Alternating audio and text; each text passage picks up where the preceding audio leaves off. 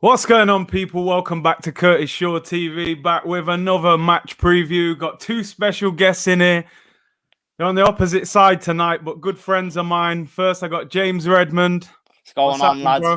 You got lads. How are we? How are we, my mates? Big game today. Nervous, Huge man. game. Nervous. Anyone who doesn't know who James is, man, this guy is just viral on the internet. A few years ago. How long ago was that video? 3 years ago? Yeah, it was recorded in 2017 at the start of the campaign. It was when Liverpool got back into the Champions League, but we still had to play a qualifying match against Hoffenheim. So that's hence the excitement and all the exuberant fucking, sayings and shit like that. Yeah. Anyway, not only that, once that was recorded, it never blew up straight away. It blew up like a year later. So I just came out the gym and I was like, yeah, that's mad. Yeah. At the time, everyone's thinking, what? This guy's saying Mane is the best player in the world. That's a little bit early, man. But now it's debatable. You'd probably still say Messi, but he's not far off, is he? You know what I mean? He's there. He's in that conversation. And when I said that, a lot of people didn't see Mane even close to that conversation. But with everything that he's done, even that he was doing then, but everything that he's done since then, it's not a terrible shout. You know what I mean? No. It's not an absolutely crazy thing to say, especially if you talk about current form. I'm not talking about all time, but current form possibly. Yeah. And obviously next, my bro, AGT, the Cop TV, the most famous stand in the world, is it? That's your little slogan. James, tell him what the slogan is, James. Go on. Yeah, you tell me. Welcome to the Cop TV, the voice of the world's most famous stands. Wow. There you go. What's happening, bro? How are you? You've been cycling around Hampstead Heath, haven't you, or something? Oh, yeah, that was this morning, but I'm back in ends now. But I'm good, man. Thanks for having me on. It's obviously nice to be surrounded by two Liverpool fans here, so I'm excited. Hey, I got a backlash after that video, Man was in my comments saying, yo, man saying you're a Liverpool fan, blah, blah, blah. I had to explain myself. What did you say to them? I just said, look, man, any parent's going to make their child want to support their team. My dad was a season ticket holder in the Cop. He's been watching Liverpool for years. So when I was a kid, he was putting me in Liverpool shirts, as you do, innit? But Ian Wright was my favorite striker growing up. So then I picked my team when I got old enough.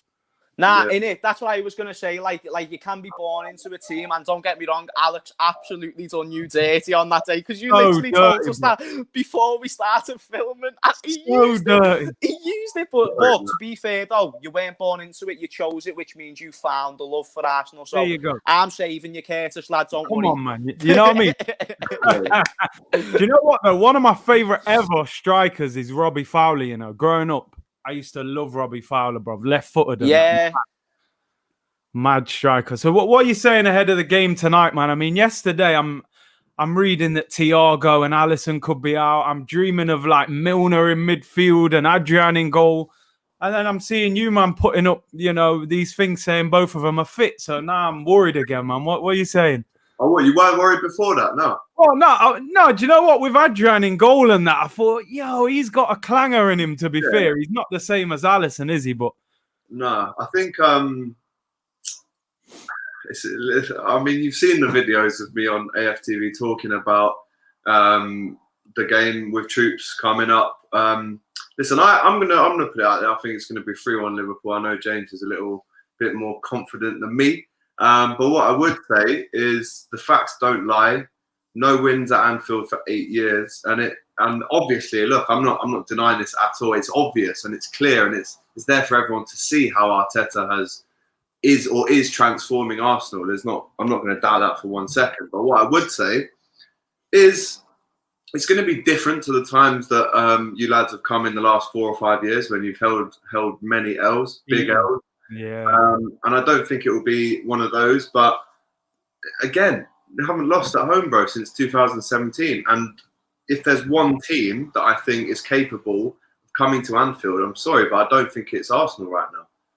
I don't think it's Arsenal. I think Leeds is the best performance I've seen at Anfield from an away team in the last 3 years.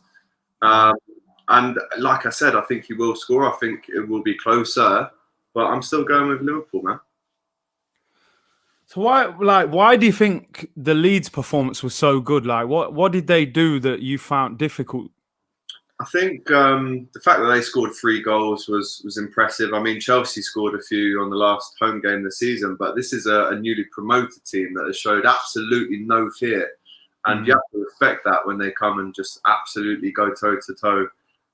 They didn't win in the end, obviously we did. But what I would say about that game is that it's a harsh reminder that even at home, we can be frail. I mean, maybe for Leeds, they were lucky to play us on the first game of the season. We were maybe still a bit hungover. I think maybe 10 games in, you wouldn't have seen a 4-3. It was one of those crazy opening day scores. But I think tonight is like a lot of talk that for Thiago and Alisson are out. That's not true. So with that in mind, I'm going 3-1, man. I'm sticking with it. Jeez, 3-1, You know what, James? The other week when I saw you, actually, I was saying to you, I'm not sure Liverpool have done enough in the window, and you've given Man City a chance to claw their way back. And then within 48 hours, it's like Thiago's done, and then Jota comes out of nowhere. And I'm like, I think you're going to win the league again. Like, for me, I think you win the title again. Curtis, when we were having that conversation, my mate, I was agreeing with everything you were saying. Just based off when you look at Premier League history, that usually the champions do need to improve. It's factual because you usually see teams drop off. Even teams like Man City, who improve every single year when they don't even need to, they struggle. So I agree with you 100%.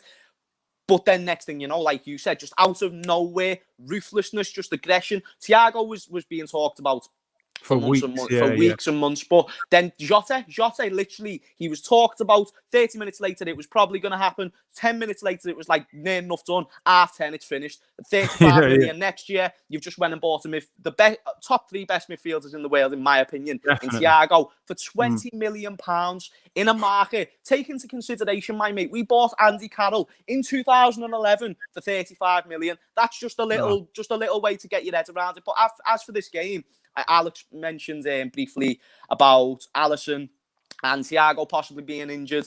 Obviously, now that's been scrapped.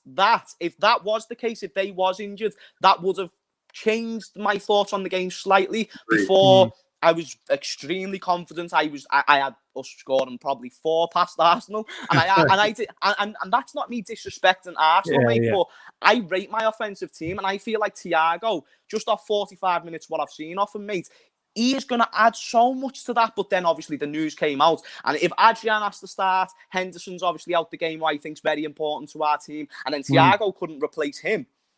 I would have maybe give you a little bit more, because that would mean last minute changes to the team, to the starting 11, to the tactics going into the game. All of that changes, therefore making us more exposed to what is a very dangerous Arsenal tackle. Aubameyang, Lacazette, Pepe, Willian, whoever you want to start, it will cause us problems. Willian usually has a very good game against Liverpool. Obviously, we haven't seen it much in an Arsenal shirt, but him himself, he is a top player. He's got the ability to kill a team by himself, even though he is the best part of 33. And that's something that we have to worry about. But now, with these players being past 5th for the game, or at least possibly, that regains my confidence a little bit, because just seeing 45 minutes of Thiago is enough for me to see. You said it yourself. You didn't think we were going to win the league before. When Thiago comes in, I think you're going to win the league now, and that's. I messaged you that straight away, innit? Yeah. You did, and so many Arsenal fans and neutral fans in general were saying the same thing. Even City fans were messaging me saying, "I'm not going to lie, I had our favourites, but now with Thiago and stuff, there's no comparison." Yeah, man, that 45 minutes against Chelsea, I was just like, this guy's on another level. Like, he's just bossing the whole game. Like, and to get him for that price, I mean, is Henderson out of the game tonight? Yep. Yeah. He's out. Yeah. So will Fabinho play at the back again, do you think? Alex, you want to answer that one, mate? I think we have to put Gomez with Van Dijk tonight, and I think we have to start Fabinho, Thiago, and Ginny. I think the longer a second partner goes missing with Verge, i.e. Fab playing the Chelsea game at centre-back, I think the longer the potential is there for a slip-up. Obviously, I'm not going to go into how Fabinho played at centre-back against Chelsea. But what I would say is consistency brings results. And you've seen Liverpool play Verge and Gomez for pretty much 80% of the league last season and win every game they played together in. And I think if you bring Gomez back and recreate that partnership that he has with Verge, I think it just fills the back four with loads of confidence. And let's be honest, bro, Fabinho's best position is CDM. Again, game against Chelsea, it was against 10 men for most of it. Not many physical players he had to play against, to be honest. Werner didn't really fancy it one-on-one with him. So I'm going to say Fabinho starts at CDM and bring Joe back in, because I've said many times that's our best centre-back partnership. Yeah, man. I mean, has he just come back to training then, Gomez? Yeah, he just maybe in the last 3 days or so, yeah. Yeah, he's been basically, because Matip's being out, Joe Gomez has been training with the team again. I agree with everything that Alex has said there, because Alex, you've just gave me a perspective that I weren't thinking about before, and that was the fact the sooner Joe Gomez does come back into the team, the sooner that him and Van Dijk can start to gel well together. And let's be real, and Alex will 100% agree with me with this. Joe Gomez is the long-term plan. It's not Fabinho. Yeah. Fabinho is our number 6. He's our DM. And you know what, mate? When I actually think about it into context, maybe it'd be great to see Joe Gomez get brought back into this game. Bring Fabinho into that number 6 and have Thiago and Gini just in front of them, because Thiago was putting in a defensive shift against Chelsea, which we saw was actually influential. He tackled Kante like twice, and he looked like Kante on Kante. And not only that, you saw the press and the passing that he was offering as well, but the defensive side of things was good. And with Fabinho covering the back five, and then you'd have Joe Gomez, mate, I can see that being a big problem for players like Lacazette to get into the positions, for Aubameyang to find Lacazette, because I feel like we'll be man-marking him like there's no tomorrow. And you know, like, obviously Jota as well. I mean, I saw Arsenal Wolves last season at the Emirates, and he ripped us to shreds that day. And I was even thinking then, maybe Arsenal should be looking at him. Is he actually going to get regular game time at Liverpool? Because how do you get in that front three? To be honest with you, Curtis, mate, I'm not sure exactly how he gets right into the team, because quite simply he's competing with 2 of the best wingers in world football, in Mane and Salah, and even a very creative number 9 who's important to the way we play, in Bobby Firmino. But luckily, he's versatile. He can play across that front three. You talk about his time at Wolves. At Wolves, he weren't really... He played more first-team football than what he's probably going to play this season.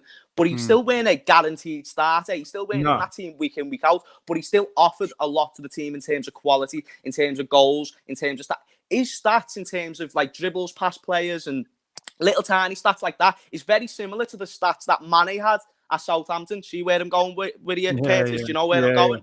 This is what I'm trying to say to you. Jurgen Klopp makes diamonds. He creates pressure and he makes diamonds. And this is what Diego Jota at least has the potential to become. Honestly, mate, it's going to be... I'm very excited to see whether he plays in this game or not is debatable. But for the season ahead, that's a better option than Origi. That's a better option than Shaqiri, in my opinion. He's Premier League proven. He's 23. He's got time to improve. I think that's the perfect Jurgen Klopp signing, as far as a Jurgen Klopp signing goes when you bring in a player. No, it's true, man. Like, why do you think so many of Klopp's signings work? Because, you know, sometimes you sign players like Wijnaldum, for example. When you signed him, I was thinking, this guy's just been relegated. Like, it's called levels, Curtis. It's called levels to this shit. It's called levels to this shit. And Jurgen Klopp has that on a tee. You forgot Robertson, 8 million from Hull City. You are now in League One. You talk about Gini Wijnaldum, 30 million from and then relegated Newcastle. There's many examples, even academy players. I've not been this excited about academy players in years. Curtis Jones, Trent Alexander-Arnold, the boss in it. And it is all because Jurgen Klopp is just that good of a man manager. And even when you sell players, Alex, like, we're struggling to get rid of Guendouzi, right? 21 years old, French international, should be easy to get rid of and get a decent price. We can't get rid of him for 30 million. I'm turning on Sky. You're getting 25 million pound offers for Ryan Brewster, who's hardly kicked a ball. You got like 20 million for Solanke, who done nothing. Like, why are they so good at selling players? 2 words. Michael Edwards. We all know how good he is in terms of business. He basically went up to Bayern Munich, was like, listen, lads, all I've got, you know them ones when you pull out your pocket and go, all I've got 20 mil, and even that you're taking a piss. That's all I got, lads. Take it or leave it. They've gone, go on then. The next day he's gone, way, Jota, 35 mil, we'll have you. No. No, you mugged them off. I heard you're paying like 5 million a season for Thiago as well. It's a joke. We got him on Klarna, I think, and it's just helped.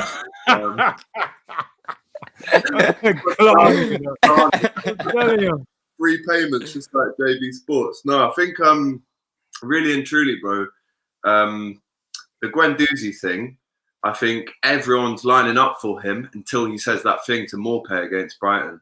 You think so? I think that's ruined it for him. I mean, there's true and false about what he did say, but apparently he said something about we earn more money than you should be embarrassed, or something along those lines. Yeah. And then he lost the game, Leno got injured, and it all kind of fell down for Arsenal. But now you picked it back up. I think you're definitely a different team to when you last played Brighton in that game, by the way. But yeah, Guendouzi, I don't know, man. You're right. Everyone should be queuing up for him, because before he got kind of banned from the team, he was arguably your best midfielder. I actually said, like, Guendouzi is a proper midfielder there. But he's obviously just been pissing around, and I don't know, there must be something behind the scenes that Arteta really doesn't like. I can now presume from what he said that his attitude does stink. Yeah. But it can't be great if he hasn't even played a game this season. So I think it's his attitude that's holding him back. I still do think he'll get picked up. But I almost feel sorry for him, because I feel like he's kind of blown it a bit at this level for himself. Yeah, it's a crazy one, man. I mean, obviously for Arsenal tonight, it's a difficult game. We got a bad record there, but we have won one of the last two games. Obviously, we beat you on penalties. That's a little different. Because Drew said that was a win, so you're saying it's okay, cool. Well, you do take it as a win, innit? But obviously, it's a penalties win, and it's a cup game, innit? You obviously still want to win the game. And the game last season in the league, I think that's one of them games that 9 times out of 10 you win that game. You annihilated us pretty much that night, and you made 2 mistakes and we nicked it. But how do you think we can actually beat you if we was to beat you tonight? I know you feel pretty invincible at the moment, but if we was going to get you, how can we actually beat you? I think you basically just repeat what you did against us in the Community Shield. I know that was a draw technically, but I think it was very clear to see what the strategy was, and that was ping the ball up in between that gap between Gomez and Trent. Yeah. Listen, we all know Trent loves to get forward. That's clear to say. But look at what Leeds did to us on the opening day. Calvin Phillips gets the ball, pings that channel. Harrison brings it down and scores. So if you're going to score, and listen, are Gomez and Trent not good enough? Am I saying they're not good enough and they're going to get caught out? Absolutely not. But if I was the opposition looking at Liverpool, okay, how do we break them down? Because we ain't gonna out press them, because that doesn't work. We can out press anyone, and if you try to do it back to us, we'll just pick you off. Look what happened with Chelsea. Every goal kick they had, we're on the edge of their box, going, "Go on, pass it to him. Go on, pass it to him," and we'll just block you in. And I'm not saying for 1 minute that Trent can't deal with the attack, but you put Aubameyang in between that channel between Gomez and Trent and get balls up to him, he's going to hurt us. Yeah, that everyone seems to target that area of your defense. Really, the left side with Robertson and Van Dijk seems a lot more solid than the other side. But then again, Van Dijk gives it back to Bamford on the first day in the season in that channel. So it's supposedly our strongest channel. So I'm just hopeful that there's no lackadaisical errors tonight. We don't need to make more mistakes than we already have, even already in this season. I think that game against Leeds, just too many mistakes that, especially at Anfield, we have to just block out, because we still want to keep up this record of not losing at home for over 3.5 years now. And, eventually that record might well go one day. I'm not saying that we're going to win every single game at home forever, but if we want to keep on holding up that record, we've got to cut mistakes out like that. Yeah, of course, man. I mean, James, do you think Anfield is an easier place for an away team with no fans there? Because we know the atmosphere is unbelievable there. Do you think that's why teams will maybe have more of a go at you this year, because without the crowd?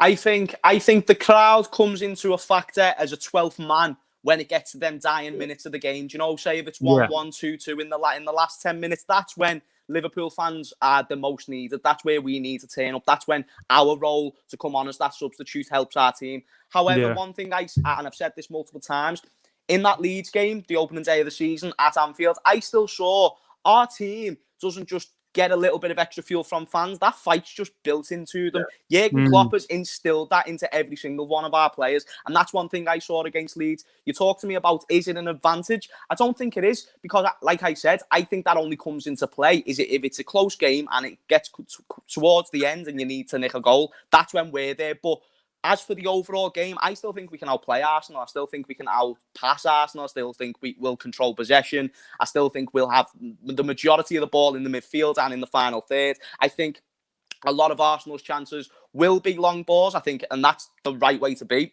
Worked 4 years last time. Why not do it again? You do it what works. Don't fix what's not broken. Keep getting it into that channel. But as for us, I can see us really breaking down Arsenal's midfield. I don't think they'll be able to cope. I don't, because also you talk about the problems that Arsenal have behind the scenes with people like Guendouzi. That means a change up in the team a little bit, which is always necessary. But when you don't have a set system against a midfield like Liverpool, it's going to cause you problems. And then when you think about Thiago, he's going to be finding Mane, he's going to be finding Salah. We haven't had a creative midfielder like that to find those attackers since Felipe Coutinho. So now that we've got a playmaker that's going to be springing it into them, it's going to be dangerous. And then you talk about the defensive side of things. I agree with Alex. That is the Trent Alexander-Arnold and Joe Gomez. That is our side that you will target, and that is where you will probably get your goals. But I don't see Lacazette finding spaces as freely in the box. I don't find do you know what I mean? Because he's usually more of a target man, and Aubameyang will come in and try and find him and offer him an assist. Whereas I don't think he'll get that in this game. Talk about Van Dijk making the odd little mistake. That's going to be on his mind. Virgil van Dijk's a champion. That's the way he thinks. That's his mentality. He's like, I'm not going to do that again. He's definitely going to turn up against Arsenal tonight, I'm for sure. But I don't think the fans, being there or not, I still think we can get through any game. And that's just with the fight that Jurgen Klopp's put on our players. Yeah, man, it's just a natural thing, isn't it? I mean, I see with you, Alex, the other day you had Jermaine Pennant on. I've met him a few times. He's a Nottingham boy as well. And I remember he said to me once, because he's played for both teams, but he's a Liverpool fan, isn't he, I think? And he said, when you play for Liverpool, even if you don't support them, you just adopt something within that club because of the feeling they give you. And it seems to be a unique club in that sense, don't it? That, players, when they've left, they still come back, watch the games, they talk about the club. It's just like a real special club in that sense. Yeah, I mean, you're right. Jermaine is a big Liverpool fan. Before we actually went on air, he was saying once you join that club, it never leaves you. And listen, Jermaine Pennant isn't the most decorated player Liverpool have ever had. Yeah. Stefan Hencho won more trophies than Pennant did at Liverpool. However, what I would say about Jermaine is they've asked him to play in the Legends games, in the Masters games. He's an ambassador for Liverpool. And that just proves that, look, even though you only played maybe 80 games for us, you're still thought of and you're still loved by the fans. And I think, I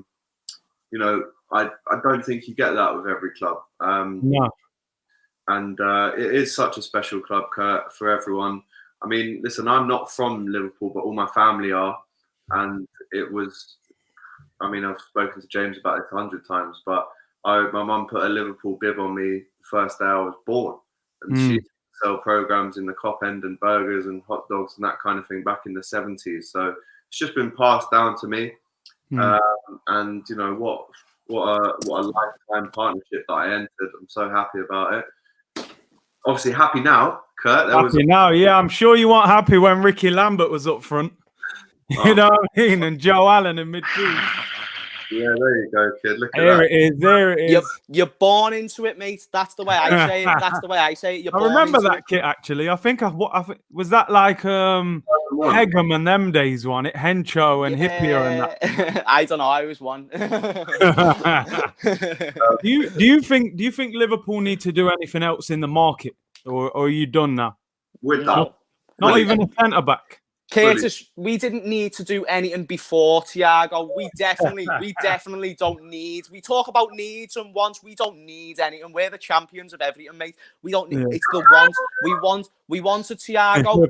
We wanted a nice little Jota. We've got them now. Like Alex said before, man like Michael Edwards goes in with his bank card chat and he skins. But no, he goes the next day, goes and whacks a nice little 35 mil on Jota. And the way we've done that business. So listen, I am absolutely content, and I think I can speak for the whole Liverpool fan base when I say this. More than content with our transfer business.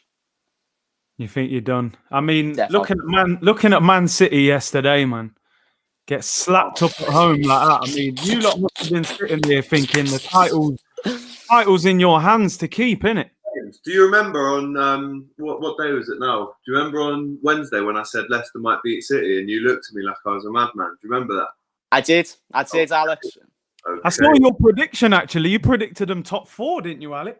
Yeah, I actually when we were filming with the FTV guys, we had to predict the top 4. I said Liverpool, City, Leicester, and Arsenal. And I think after a performance like that, you can see why I said Leicester. They will go to City and win, and win 5-2. They are capable of doing that. Can they keep up for the full season? They obviously fell off, I would say, in the last 25% of last season. They were third for so long. Yeah. Yeah, I'm confident they'll get at least above. I think for me this season, man, Chelsea, United, and Spurs are just finished. The write-offs. This is still a building process. Alex, can I ask you about, you know, like the way we usually talk, and Curtis as well, actually, do you know the way we usually talk about the top 6? Is that scrapped now, boys? Like, is that done? Like, the usual top 6? Like, if Tottenham don't get into the top 6 again this year, are they out of it? And then Leicester gets moved into it because they've had 2 consecutive seasons? Because I don't think the usual big 6 is the big 6 no more. I don't see it. Agreed. Wolves and Leicester have kind of spoilt that party, haven't they? Although Wolves got snapped up yesterday. Everton are walking into there now. Yeah, man, it's all going off. You know, like for Arsenal, then you see, like obviously, just to rewind, when Klopp came in, you lot was similar in a sense to where we are now, like just outside the top 4, and you was kind of trying to find your feet. And I feel like that Coutinho deal as well. You know, having an asset that big and to be able to spend big money on Alisson and Van Dijk, we kind of missed that boat because we had like Sanchez, who we could have got big money for, and obviously we flopped that one. Like, how do you think Arsenal can bridge that gap between like themselves and Liverpool without having the spending power? You go first, James. So I think the way it's so impossible because I've never saw business like this from Liverpool, you know, in terms of the both ins and outs. The only in I can really think of that's gone terribly wrong is Karius, and we bought him for 4 mil, and it's looking like if we sell him, we're probably going to make a profit. So that in itself is unbelievable. The fact we go and buy Christian Benteke for 30 million, and it's not even Jürgen who buys him, and he sells him for 30 million. That's unbelievable. On top of the many other business deals that you've talked about with Dom Solanke and stuff like that. Yeah. Quite simply, Curtis, I don't know how we do it because it does seem quite too good to be true to go and get Thiago for 20 million, 5 million each year. And then you bring up the example of Alexis Sanchez and not even getting anything anywhere near than what you should have for him, because at that time, he was one of the best players in world football, one of the best wingers, definitely one of the most exciting players to watch, could have arguably been the most exciting player to watch in the league at that time. So to get 0 for him, that really confused me. To improve that, I don't know. Obviously, that's above Mikel Arteta, and I think that's one big thing to why Liverpool's success has just kind of gone like that, just steadily upwards progress, because the business that we have done, there's been no negativity from the fans towards the board. There's been the odd little fan who'll say something, but they don't really know what they're talking about. Even before we signed Thiago and all that, we know nothing. We don't have a clue. We'll just let Jürgen and them man sort their stuff out, because as we can see, it's working. As for Arsenal, I don't know if they've got that same business smarts. Does that make sense? That same sort of, like what you said before, Alex, Michael Edwards probably did go in there and was like, 20 million for Thiago, what? That's all I can really do. And then he goes and signs Jota, that type of things. That's when it turns into business. Yeah. No, that's it. Like, there seems to be a connection at Liverpool between like the owners, Michael Edwards and Klopp, and you know, it's all streamlined. Whereas Arsenal, for a long time, there seems to be like no connection between the manager and the owners. And when Emery left, he come out and said, I wanted Zaha, I wanted Partey, and they gave me Torreira and Pepe. Like, you know, it's not easy when you're not being given the right players, man. But, you know, hopefully we're on the right track, but I still think there's a long way to go with Arsenal. A lot of fans are really excited by Arteta. I'm kind of a little bit more humble about it. I think, you know, to win a cup, you can be a good cup team, but you've got to perform for the whole league season to show how good you are. You know what? Drifty made a great point actually in the super fan debate just recently, where he said, Arsenal fans, can you name us a great league performance that you were over the moon with and you thought you turned the corner, not a cup performance? Because it does seem that Arteta really gets everyone up for the cup. Yeah. I remember in his first kind of few months, there was a lot of draws in the league. How about this? I want Arsenal to get back up there. And I'll tell you why. Arsenal, for me, the third biggest club in England, and in my opinion, they always will. All day long. Yeah. All day long. I've got so much like respect for Arsenal in terms of the traditions, the history, the players. I've already told you my favourite non-Liverpool players of all time is Ian Wright and Thierry Henry. Facts. Yeah. So you can already see that I'm urging Arsenal to get back up there because, and I actually do think Arteta's the guy to do it. You know, I do. I still think Stan Kroenke needs to go, and I still think the guys are taking the piss a bit when it comes to maybe not investing properly. We've seen a lot of money spent on potentially the wrong names. And I do think Arteta is the guy. I'm actually confident in saying that. It's just, will he get the time? We know what it's like up there, you know, especially in London when you've got Lampard, who's looking like he's under pressure already. I feel like there's more pressure on London clubs actually when it comes to if they don't get a good start to the season. You know, Mourinho's going to get right under pressure. Moyes will be right under pressure with Everton. With West Ham. So I actually think Arteta's the guy, and I think he will get Arsenal back up to in and around the top. It's just whether he gets the time or not. Yeah. This Viper's asking here, could you ask James and AGT their thoughts on how Liverpool should line up in midfield with Thiago and Henderson missing? I mean, obviously, we think Thiago's going to play. Yeah. But assuming Gomez wasn't fit enough and they left Fabinho in defence, who's going to play in midfield, do you think? Okay, so this is what I said. So are we talking about Thiago being back into the team now? Okay, so this is the way I set it up. So say Fabinho centre-back, I then move Thiago into the 6, and in front of them two, with Henderson being out, I will have Gini Wijnaldum and Naby Keita sitting in front of him. I think Naby Keita gets introduced into the team more this year. We saw it at the dead end of last year. We started getting a bit more involvement, actually started creating a lot for the team, started being a big part. That's why I could see him for when players like Thiago and Henderson and stuff are out, could come in. But we still don't know, even with fitness, if Thiago is going to start. We're just assuming that because he's had 45 great minutes. Of course, it's more than likely, but we don't know. I don't know if Fabinho is now going to start in centre-back, though. I think Gomez is probably going to come back in. Therefore, the way I see it actually being lined up, I think Fabinho will be moved into the 6. I would love to see Thiago start, mate. So I'm going to go with Thiago, right centre mid, and then left centre mid, Gini Wijnaldum. Yeah, still a decent midfield, isn't it? I mean, what's happened? What do you think about Oxlade-Chamberlain? I know he's injured apparently at the moment, but would you class him as a flop at the moment, or is it just injuries have held him back? Yeah, you can't call someone a flop who's won the Premier League, Super Cup, Champions League, and World Club Cup. You just can't. I think. Yeah, but did he play a big part in any of those trophies though? Really? When he first joined, he was a big part of the team. It's just how can you say someone is a flop when, like Alex said, you haven't seen him play? It's not his fault that his legs going out or whatever. What I would say, guys, is last season, outside of our front three, he scored the most goals. Did he? Oxlade-Chamberlain scored 9 goals last season. So I never knew that. That's decent. That, to be fair. It's not bad, though. Reading beforehand, mate. Is that in all competitions? Yeah. In all comps, yeah. I mean, when he has played, he's dangerous and he scores. Like I think he's probably played in maybe 60% of Liverpool's games since he's joined, and in those games that he has played, he does make a difference. Yeah. Against Arsenal in the League Cup last season, scores 2, I think. Scores an absolute worldie. And the thing is, though, I think the time bomb is ticking on Ox.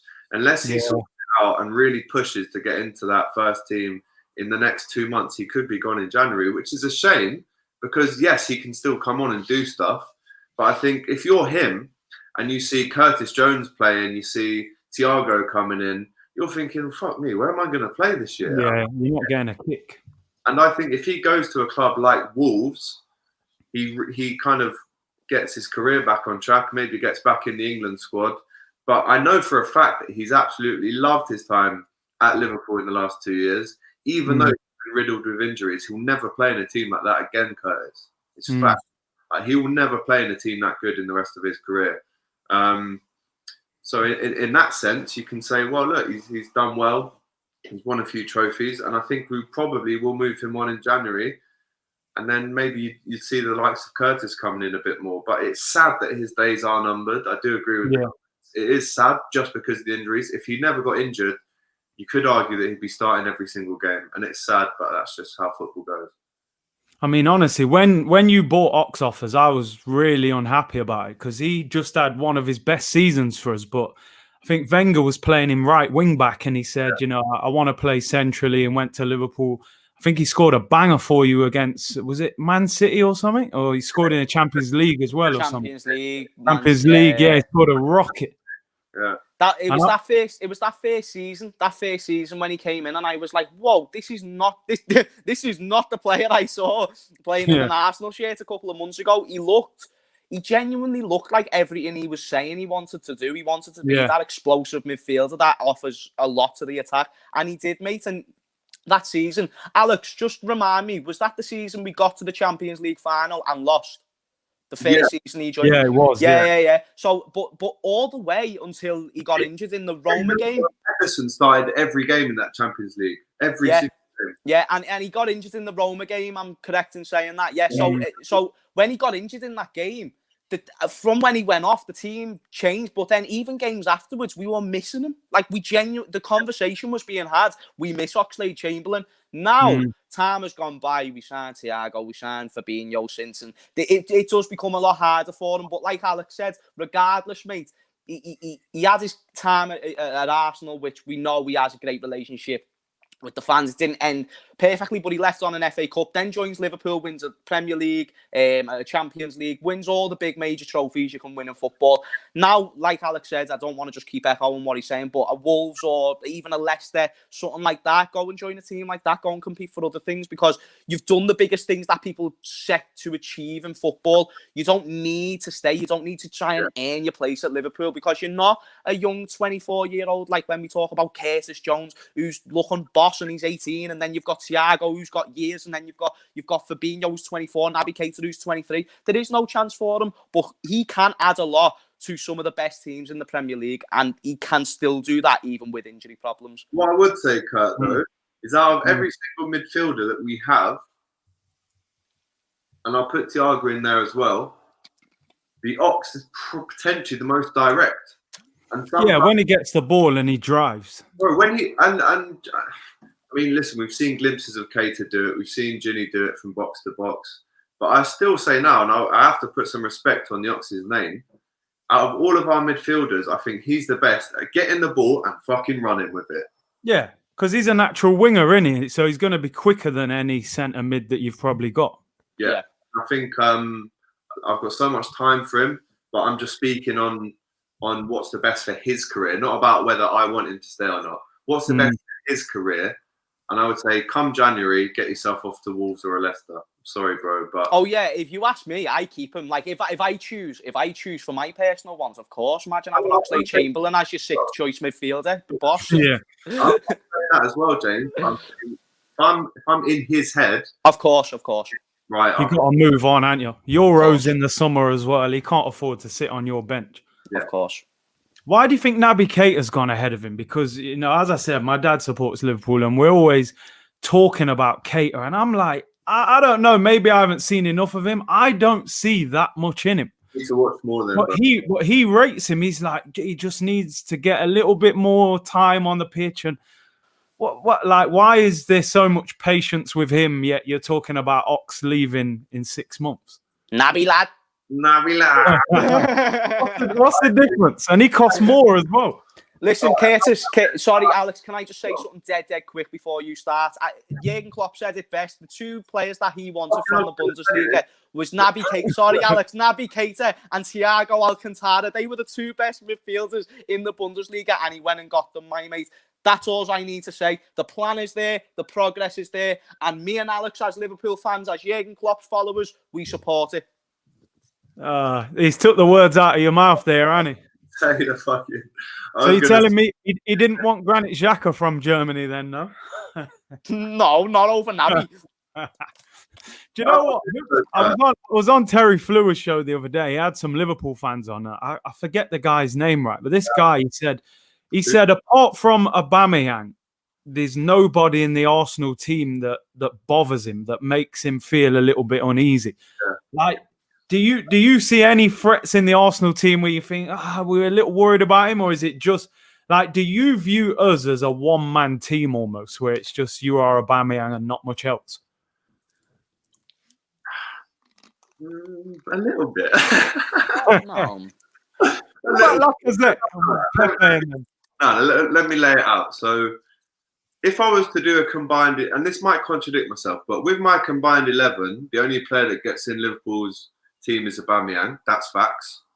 Not Gabriel, centre back. No. Behave. Do I think that you're a one-man team? I mean, there's arguments for it.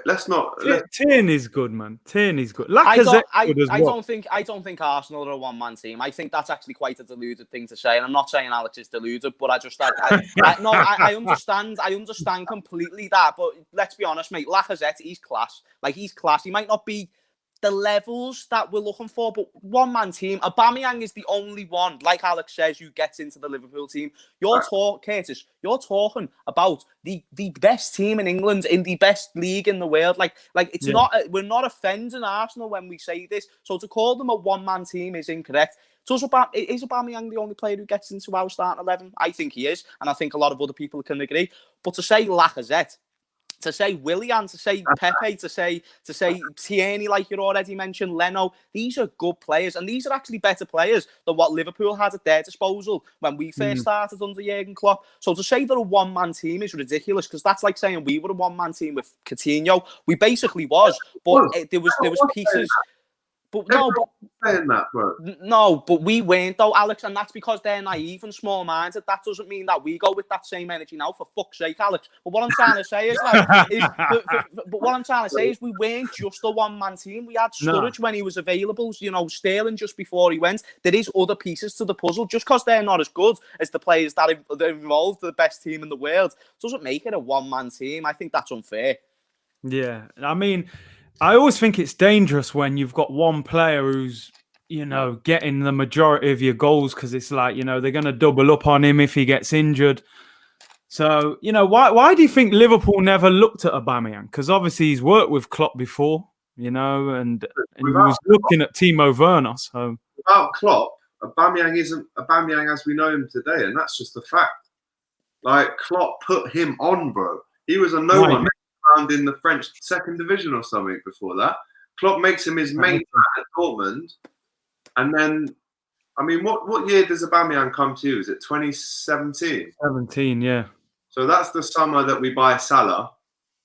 Do we buy Salah and Aubameyang? I don't think so. I think Klopp's looked at both of them and seen that at the time, Salah had maybe 3 years. It was a risk. Don't get me wrong. It was still a risk. But he had 3 years on Aubameyang at the time. He's 3 years younger. And Klopp loves the age thing. He loves. I mean, Thiago's an exception because he's the best player you've ever signed. Fact. But Klopp loves the youngsters. He loves buying the 22, the 23, the 24-year-olds. And at the time, Aubameyang must have been maybe 28. Yeah, 28. Why we didn't buy him? But Troops will admit this. DT might not admit this. But Klopp made Aubameyang what he is today. I'm sorry, but without Klopp, there's no Aubameyang captain for Arsenal winning the FA Cup.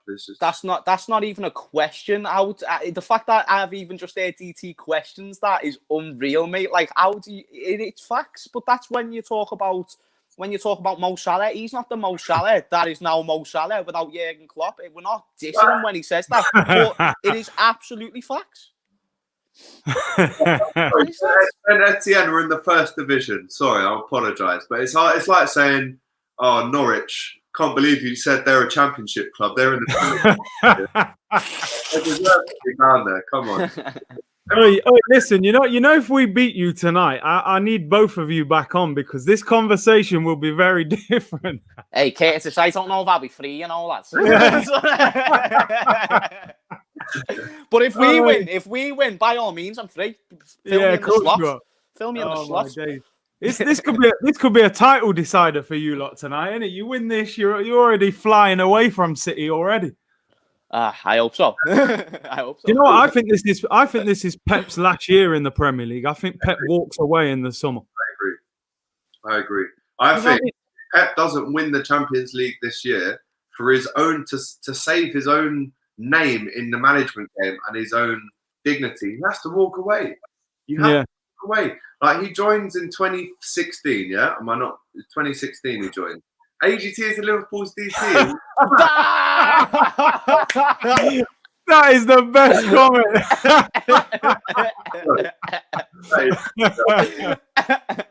You're definitely a wind-up merchant, that's for sure. If anything I've said is not true today, please. Apart from Aubameyang's in the second division in France. But yeah, I know what you mean. Listen, sometimes when you don't like what you hear, you get offended. But yeah, no, it's true. It's true. I was in that position, bro. When City was talking down to us, I was there. I held the L. But now you have to. It's different. But listen, if Pep doesn't get the Champions League trophy this season, like I said, he has to walk. Not even get sacked. He's got to go. Well, I've spent 400 million on defence, which is more than most countries spend on their defence, by the way. And they still can't defend. And I've got to walk away now, and I don't. And I personally don't think he's gonna win the league with City this season. So no, I don't think so. I'll put ADT. That's a madness. Oh my god! You're getting it bad. I've actually only just clocked that. Wait there. What's his name, man? That's sick. We're gonna have to get you a behave hat, man, and then that's it. I told you to behave. He was laughing. He said. Alisson was Chesney's understudy. I'm like, hey, nah. He was. But you've got to realise you're talking about the now best goalkeeper in the world, my mate. Don't be putting them two in the same conversation. Even Chesney came out and said it though, didn't he? He was like, listen, Alisson was my understudy. Buffon, one of the greatest goalkeeper of all times, is now my understudy. Therefore, that makes me the greatest goalkeeper of all time. And I fuck with it. Listen, I like that type of attitude from a player. I think it's funny, but it's absolutely untrue. Man, I'm calling you ADT, you know. ADT. That was quite... Nah, but I genuinely think, though, touch wood, but I think if we beat you tonight, we win the league. You think so? I honestly do. And people say, James, don't jinx it, lads. We've just won it. I don't care no more. That 30 years are out. Listen, I was quiet for all of last year, Curtis. I never said nothing until it was mathematically 100% until Chelsea won that game. Confirmed. So what's different now? You're saying it's third game of the season. We've just won the league. We look boss. We've just signed Thiago bloody Alcantara. Why wouldn't I say we're going to win the league? We just won the Champions League not too long ago. We are the best team in world football. I have every reason to suggest what I am suggesting, that if Liverpool win tonight, especially after what I've seen from Manchester City, why not? Especially when you take into consideration as well, Arsenal's one of the most informed teams at the minute. I don't want to play Arsenal today, but we've got to because that's what the fixture list set for us. If I could choose, I'd face you later. But that's all the more reason why I feel if we win this early on, these are the points that edge the league if it's close. But I think we could even run away with it. I'm not going to lie, lads. And that's not arrogance. That's just from what I've seen. What about this question here? It said, how many years do you think Liverpool can continue? I think we are potentially, and I will say potentially because you never know what can happen, but I think we are 2 years in to a 5-year domination. You think so? Yeah, so I'm going to say, listen, if Thiago's still at the club in 3 years, he signed a 4-year deal.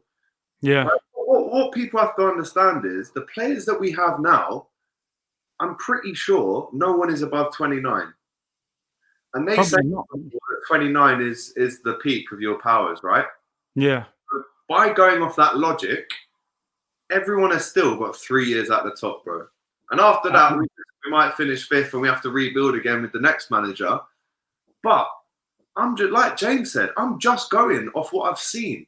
And we have been, in the last 18 months, the best team in the world, which is, I mean, Bayern are definitely up there. But even Bayern lost a game last night. They lost 34 after the first game after 34 games. 1-1 at Hoffenheim. Bro, we didn't lose a game for 44 games. So I'm just saying. But by the way, I thought Bayern Munich was the best team in the world just until they lost to Hoffenheim, and then I remembered that we're the team that had that big unbeaten streak. So yeah, Bayern Munich can stay in their place, like they can stay in their place. Oh man, are you both doing a watch along, Alex? I'm not doing a watch along just because I feel like with watch alongs, the Redmond TV have got it kind of patterned there. I think Anfield Agenda do a great job. And I have done watch alongs, but my thing is the fan camps, getting people like James in. I've got a whole list of really a mixture, to be honest, between young and old guys who really know their stuff. And listen, all I would say tonight is let the best team win. We can all sit here and say this and say that. There's no point in getting into argument. Like someone today earlier was like, no, City are going to win the league. And I'm like, bro, they lost 5-2 yesterday to Leicester. And he was like, oh, did they? Oh, all right then, fair enough. I was pissed, so I missed that one. You know what I mean? Yeah. People can say this and say that. It's like Carl Froch said. We can all have a push and a shove, can't we? You know. Wait, listen. He doesn't sound as northern as that because I'm from there as well, you know. He's from Nottingham as well, you know. He's from the same village as my missus in Burton Joyce. Yeah. My Notts accent ain't all that, to be honest. Yeah, you're making me sound like I'm in Emmerdale Farm in like Sheffield or Leeds or something. You know what I mean? It's all right, lads. It's all right. When anyone tries to do me, they sound like a German rat. It's just like, yes, lad. Yes, lad. The is, we can say what we want. Let's see what happens tonight. Defo. Okay, Curtis, can I just add anything on to that question before about continuing the success, just very briefly? The way I think of it is we've improved a bit just year by year. So Jurgen Klopp comes in, gets us to 2 finals, year after, gets us top 4, year after Champions League final, year after Champions League, year after Premier League. I think this year we could see us winning the double. That's all I'm saying, because I always say, what's the ceiling for Liverpool and that? Yeah. But seriously, though, we keep improving every year. Even when we got 97 points to Man City that season where we lost it, I thought, let's be real, how are we going to go back and win the league this year? I was so unconfident going into last season. How can we do that again? And we went and done it only better. It makes no sense, lad. So I just wanted to brief that point that Liverpool are probably going to win the double this year. When you're saying double, you mean the big double, like no, I'm talking about the proper double, the dream double that everyone dreams about, the Premier League and the bloody Champions League, not the FA Cup and all that. They're all pennies now, mate. They're pennies. You're not interested in that. But listen, I'm doing a watch along tonight. If you two are free after the game, come back on, man, and do a reaction. It's definitely, man. I'm on it. Big up you two for coming on, man. Go check out James Redmond TV. You're nearly at 10K, I see. Yes, man. Go check out the Cop TV, the world's most famous football stand. Is it? The voice of the world's most famous stands. There you go. Go subscribe to that as well. Big up you two for coming on, man. Appreciate it. Curtis. Everyone watching, go subscribe to their channel. Subscribe to Curtis Shaw TV. I'll be doing a watch along tonight. I'll try and get you two on after, depending on the score. I might be very quiet if it's all gone wrong. Yeah, good luck trying to find me if you've thrashed us 4-0, lads.